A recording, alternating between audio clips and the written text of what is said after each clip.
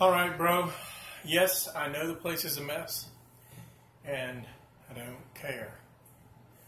All right, let's see if we can get this lined up so I can show you this.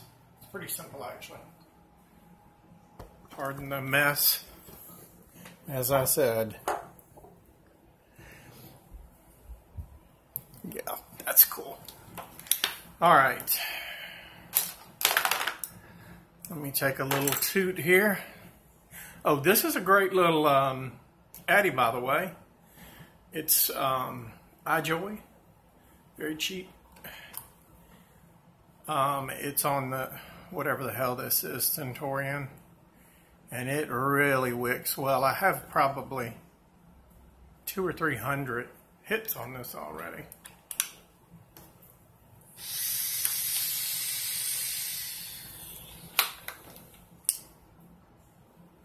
Gonna get the coil master out, the kit, and I guess I'll spin it on 3 millimeters.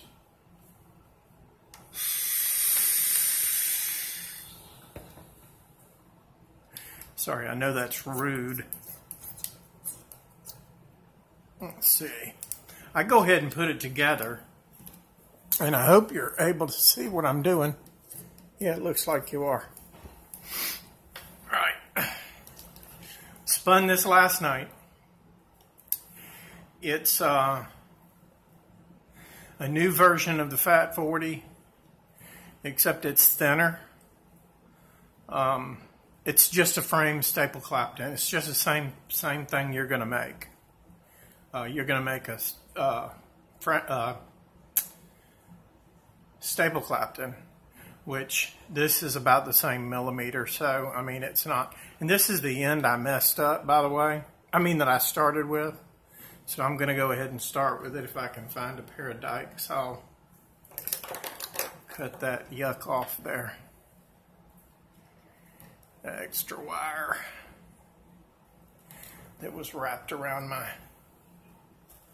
And I use this end because... And you can either spin it forward or backwards. Just make sure that the way you spin the first one, you spin the second one the same way. This is relatively easy. Well, if you can find, I got an old pair. This is, believe it or not, this is my favorite pair. And I normally spin backwards. And I just grab the end of the wire as close to the end as I can, like that. Just grab a hold of it and hold on to it good. Put your tool under it and hang on to it. You can even, when I haven't had real good traction, I've put a plastic handcuff, what do you call it, a zip tie around this in order to hold it still so I could spin it. But this is a real long piece. I don't usually. Let's do this. I'm going to cut off about 10 centimeters.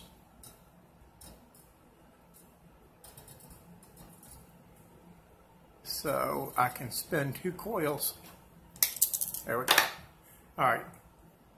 Now, I got a hold of it good. I'm just going to take my hand. Now, the way it was taught to me, I'll get another pair of, these are both, they are not smooth tooth. Now, the way the guy taught me how to do it was to hold on to one end and spin it like this. But I found it's just as easy to grab it with my finger. The only one you got to make sure about, can you see this? Yeah. The only one you got to make real close sure about is this first one. And I just put it underneath the plier and right here. And then pull it hard. Keep the tension on it the entire time. How many ever times you want to spin it, just keep a hold on it. Keep the tension on it. Now, you can kind of let it go.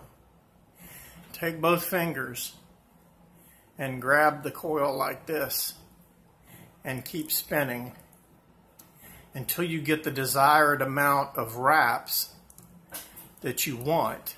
Let's see, I'll do this one 5 times. So I'm going to wrap it kind of cockeyed like that. And there's a reason for that. And I'll show you in just a minute. So I've got my coil, actually. If I can let go of it. I've wrapped it 5 times around this tool. And this goes for any coil. You can fix it if you get a gap in it like this. I'll put a gap in this on purpose. See the gap? Hold on to the front of it. Spin it. Spin the coil real tight until that gap goes away. You may have to go another round and then just pull the front off like this. Now, the gap's gone. Almost gone. There's a little bitty bit of it right there, but that's not going to matter really. And I'm going to get it out by pushing down on the coil. All right, the reason why I leave the leads like this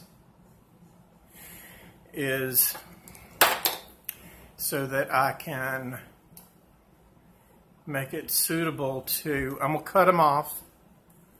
I'm going to give myself, what is that, 10 millimeters? 2 centimeters, a couple of centimeters. I always leave my leads long in case the customer wants to spin them off. Okay, well, I got a little piece of that one there. You can enlarge this video if you want the size of the screen. All right. Now, the reason why I leave it like this is because most of your RDAs are even across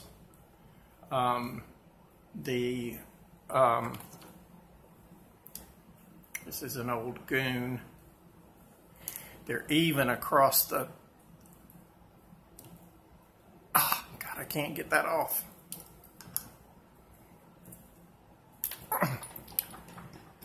You know, they're even across here. So you want these two to end up even, and the way you do that is spinning it like this and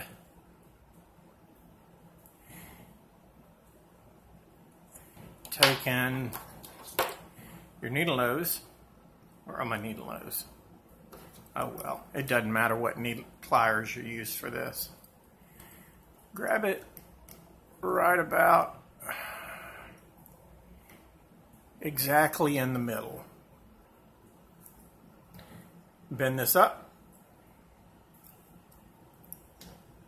Wow, I screwed that up, didn't I? No, not really. Bend that up. And you've got the coil. Up, up. And you've got the coil. Spun. And I don't know if I'm actually in the picture. Okay, there we go. You see the big old gap I put in it?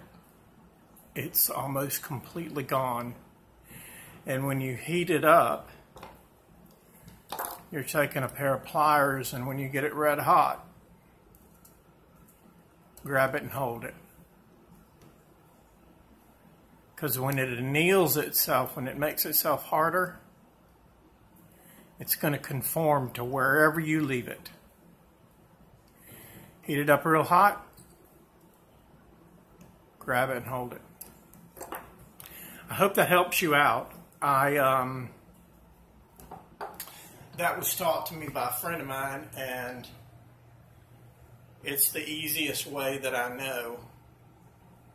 Actually, it's the only way I know to spin a perfect little coil out of complex coils. When you deal with the regular coils, just single wire coils, you can put them through those holes, but they don't. That thing doesn't work real well for putting one of those complex coils through the holes.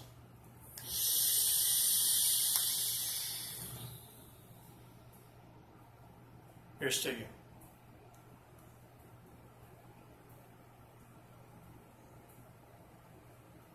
Peace out.